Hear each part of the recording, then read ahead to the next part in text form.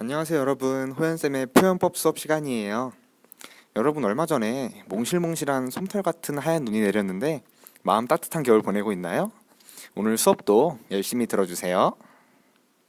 오늘은 시의 표현 기법에 대해서 한번 공부를 해볼 거예요. 그래서 직유, 은유, 반어, 역설, 풍자, 이게 어떤 건지 한번 개념에 대해서 알아보고 그 사례들에 대해서 한번 우리 같이 공부해봐요. 여러분, 시에 대해서 처음 배울 때 시는 함축적이고 다의적이라고 배웠죠? 네, 맞아요. 시의 언어는 되게 함축적이고 다의적인 특성을 가지고 있어요. 근데 이 특성들이 바로 오늘 배울 시의 표현 기법에서 비롯되는 거거든요. 그래서 시의 표현 기법을 배우고 시를 읽게 되면 앞으로 읽게 될 많은 시들을 보는 또 다른 시각이 생기면서 아마 시가 재밌어질 거예요. 오늘 배울 내용들이 절대 어려운 개념들이 아니고 우리 생활 속에서 굉장히 많이 볼 수 있는 표현법이니까 우리 한번 잘 살펴봐요. 네, 그래서 한번 오늘 비유법부터 배워볼게요. 선생님, 저희가 아까 배우기로 한 거는 직유법과 은유법 아니었나요? 네, 맞아요. 오늘 배우기로 한 거는 직유법과 은유법인데 사실 이 직유법과 은유법 모두 비유법의 한 종류들이거든요. 그래서 비유법이란 뭔지 한번 간단하게 짚고 넘어갈게요. 비유법이라고 하면은 간단하게 말하면 내가 어떤 대상을 설명하고 싶은데 그거를 다른 대상에 빗대어서 설명할 때 그것을 비유법이 사용되었다고 얘기를 해요.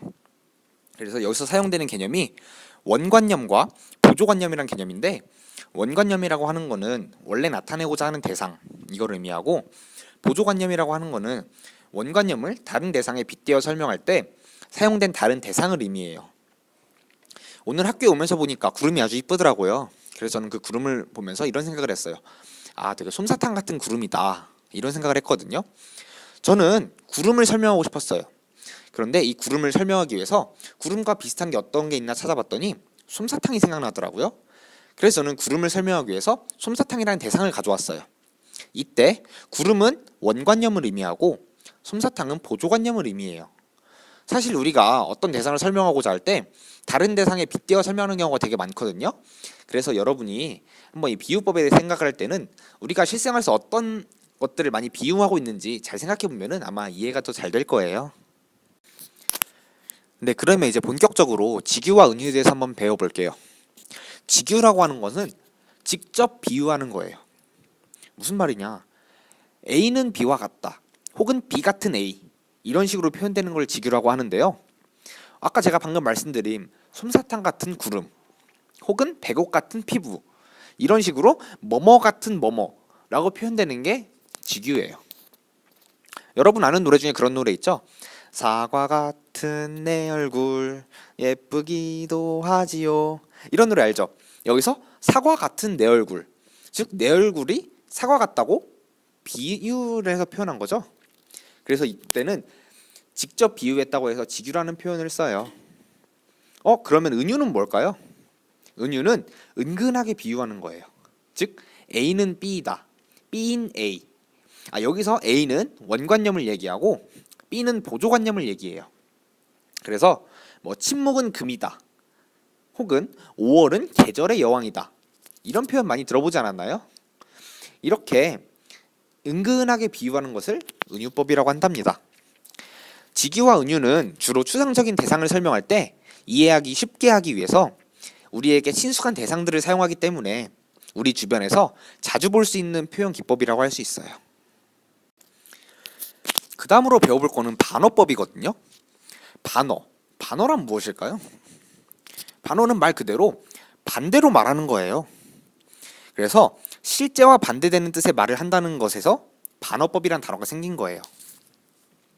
그대로 말하는 것보다 뭔가 반대로 돌려 말하면은 그게 더 의미를 강조하는 그런 효과가 있거든요. 여러분이 친구를 만나려고 해요. PC방 앞에서 만나려고 하는데 친구가 한 20분 정도 늦게 오는 거예요. 저기 멀리서 친구가 뛰어오네요. 그래서 친구가 도착하자마자 제가 한마디 했어요.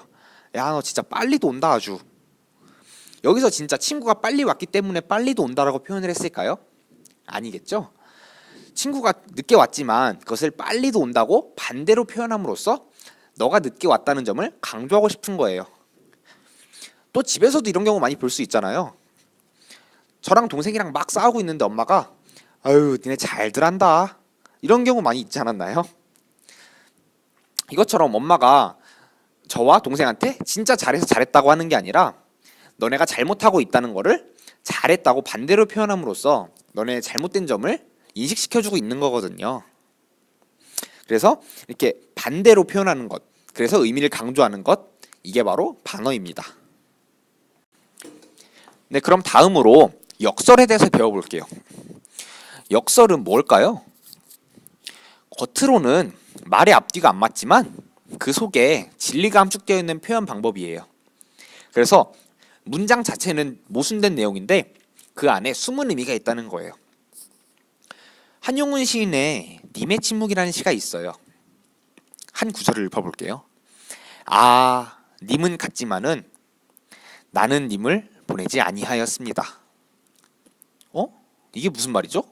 님은 갔는데 나는 님을 보내지 아니하였대요.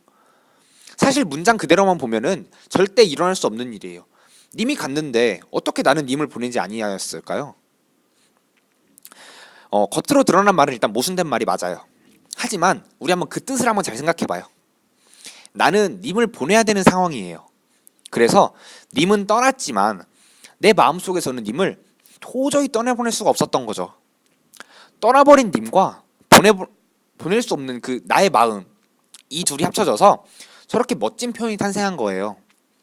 그래서 역설법은 사람들로 하여금 왜 말이 안 되는 표현을 사용했을까 이렇게 생각해보게 한다는 점에서 굉장히 흥미로운 표현 방법이고 시에서 굉장히 창의적으로 표현될 수 있는 하나의 방법이라고 할 수 있습니다. 네, 마지막으로 풍자에 대해서 한번 공부해 볼게요. 풍자란 무엇일까요? 풍자라는 것은 다른 것의 결점을 빗대어 비웃으면서 비판하는 표현 방식이에요. 쟤는 저게 잘못된 거야 라고 직설적으로 말하는 것이 아니라 돌려서 말하여 비판하는 거예요. 혹시 조지 오웰의 동물농장이라는 그런 소설 알아요? 아마 1학년 때 배운 친구들이 있을 텐데 이건 이런 내용이에요. 돼지, 개, 말, 염소 이런 동물들이 있는 동물농장의 모습을 그린 소설인데 그 안에서 동물들이 사람들처럼 생각을 하고 행동을 해요. 근데 그 동물들이 보여주고 있는 모습 자체가 공산주의의 모습이거든요. 그래서 작가는 이 소설을 통해서 공산주의의 단점을 비판하고 있어요. 그래서 사실 겉으로 드러난 것은 동물들의 모습이에요. 그런 동물들의 잘못된 모습을 보고 돌려서 공산주의의 단점을 이렇게 비판하고 있는 거거든요.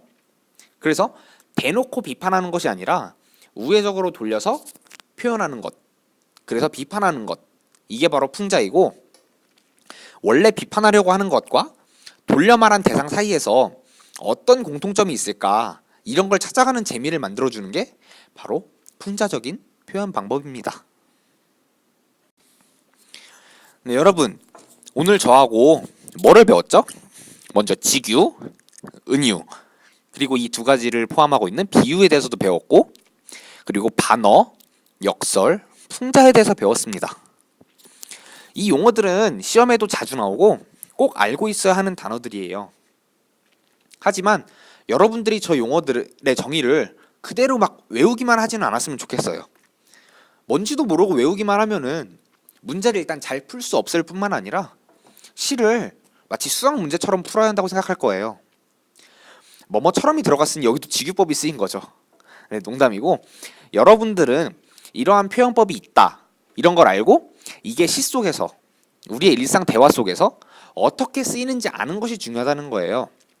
그래서 오늘의 숙제, 다음 국어 시간까지 이런 일상생활 속에서 비유, 그러니까 직유와 은유, 혹은 반어, 역설, 풍자 이런 표현을 한번 생각해보고 다음 주 월요일 수업 시간에 발표해보도록 할게요. 아마 굉장히 많은 예들이 생각날 거예요. 생각해보면 굉장히 많은 예들이 숨어있으니까 한번 잘 찾아보세요.